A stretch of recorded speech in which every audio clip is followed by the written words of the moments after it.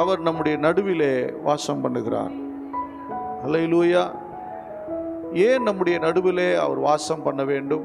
எதனால அவர் அதை விரும்புகிறாரு? இல்லை ஏன் தம்முடைய மக்களுக்கு நான் உங்கள் நடுவில் நான் வாசம் பண்ணுவேன் ஏன் வாக்கு பண்ணுறாரு அப்படிங்கிறத நாம் தெரிந்து கொள்ள வேண்டியது அவசியம். அப்படி ஏன்னா அது சரியான ஒரு புரிதலோடு கூட நாம் அந்த வசனத்தை அந்த சத்தியத்தை நாம் ஏற்றுக்கொள்ளணும்.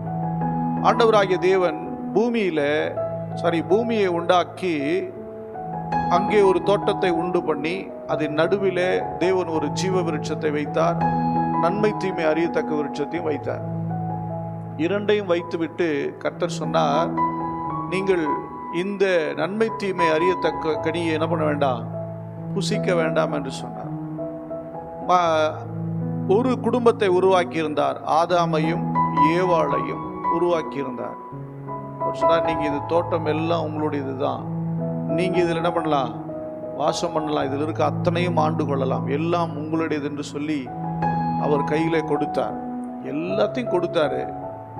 ஆனால் ஒரே ஒரு இன்ஸ்ட்ரக்ஷன் கொடுத்திருந்தார், இதை மட்டும் என்ன பண்ண வேண்டாம், சாப்பிடணும். எல்லாம் கொடுத்திருக்கிறார். தேவன் பூமியில் இருக்கிற நன்மையான அத்தனையும் உங்களுடையது என்று தேவன் சொன்னார். அல்லேலூயா. எல்லாவற்றையும் நீங்கள் புசிக்கலாம், எல்லாம் உங்களுக்காக கையளிக்கப்பட்டிருக்கிறது, எல்லாவற்றையும் நான் உங்களுக்காக உருவாக்கினேன் என்று சொன்னார். அப்படி சொன்ன போதிலும் இவர்கள் தேவன் செய்ய வேண்டாம் என்று சொன்னது, அதாவது புசிக்க வேண்டாம் என்று சொன்னதை அவர்கள் மீறி புசித்தார்கள்.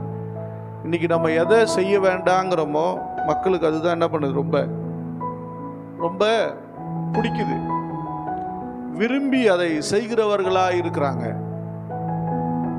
அப்போ அவர் அதை விரும்பாத பட்சத்தில் அங்கே தேவனுடைய கோபம் உண்டாகிறது, பாவம் பிறக்கிறது. அதனாலே அவர்கள் கொடுத்த சுதந்திரத்திலிருந்து அவர்கள் வெளியேற்றப்பட்டார்கள். அல்லேலூயா. கொடுத்த சுதந்திரத்திலிருந்து வெளியேற்றப்பட்டார்கள். இப்போ இந்த மக்கள் மேலே அவருக்கு மனஸ்தாபம். நீங்கள் 6ஆம் அதிகாரத்தில் போனீங்கன்னா, நான் இந்த மக்களை உருவாக்கினதுக்காக நான் என்ன பண்ணுறேன், மனஸ்தாபப்படுகிறேன். அதாவது இந்த பூமியிலே தன்னால் உருவாக்கப்பட்ட மனிதனோடு உறவாட விரும்பின தேவனுக்கு ஒரு பெருத்த ஏமாற்றம். என்ன ஏமாற்றம் அப்படின்னா, நான் இவனோடு கூட பேச விரும்பினேன், சஞ்சரிக்க விரும்பினேன், வாழ விரும்பினேன், தேவதூதனுக்கு நிகராய் நான் இவர்களை வைத்திருந்தேன், ஆனால் இவர்கள் சோரம் போனார்கள். அல்லேலூயா. தேவன் நமக்கு நிறைய மேலான விசேஷத்தை நம்முடைய வாழ்க்கையில் வைத்திருந்த போதும், தேவன் சகலவிதமான ஆசீர்வாதங்களை நமக்கு வைத்திருந்த போதும், நம்முடைய எண்ணங்கள் சிந்தையெல்லாம் எங்கே போகுதுன்னா, தேவையில்லாதவைகளுக்கு தான் போகிறது, தேவன் விரும்பாதவைகளுக்கு போகிறது. எனக்கு அன்பான தேவனுடைய பிள்ளையே, தேவன் அவருக்கு பிரியமானதை, அவர் விரும்புகிறதை செய்ய விரும்புகிறார். அல்லேலூயா. அப்போ கொஞ்சம் கொஞ்சமாக மீண்டும் அந்த குடும்பத்தை வெளியே தரத்திட்டாலும், அந்த ஆதாமின் குடும்பத்தை வெளியே தரத்தினாலும் அவர் ஃபாலோ பண்ணுறார், பின்பதாகவே வருகிறார். அவர் பேசினார். யாரோடு பேசினார்? ஏனோக்கோடு பேசினார். ஏனோக்கோடு வாழ்ந்தார். ஆனால் அவங்க குடும்பத்துக்குள்ள அவர் வாசம் பண்ண முடியல, மற்ற மனிதர்களோடு வாசம் பண்ண முடியல. ஏனோக்கோடு கூட 300 வருடம் கூடவே இருந்தார்.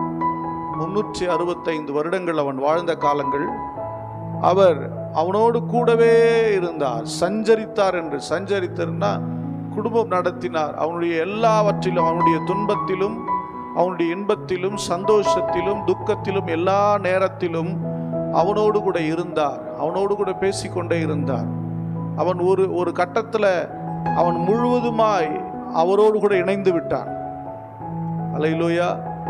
ஒரு கட்டத்தில் முழுவதும் அவரோடு கூட இணைந்து விட்டான். மரணத்தை அவன் ருசி பார்க்கவில்லை.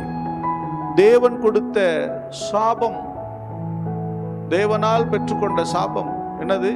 நீ சாகவே சாவாய் என்று சொன்ன அந்த சாபம் அவனை ஆண்டு கொள்ளவில்லை. ஏன்? எல்லாரும் அவனுக்கு முன்பதாக இருந்தவர்கள் மரித்தார்களே, அவனோடு கூட பிறந்தவர்கள் மரித்தார்கள், அவனுடைய உறவுகள் மரித்தார்கள். ஆனால் இந்த மனிதன் 300 வருடம் தேவனோடு சஞ்சரித்து கொண்டே போனான். சஞ்சரித்து கொண்டு போன சில நாட்களிலே காணப்படாமல் போனான்.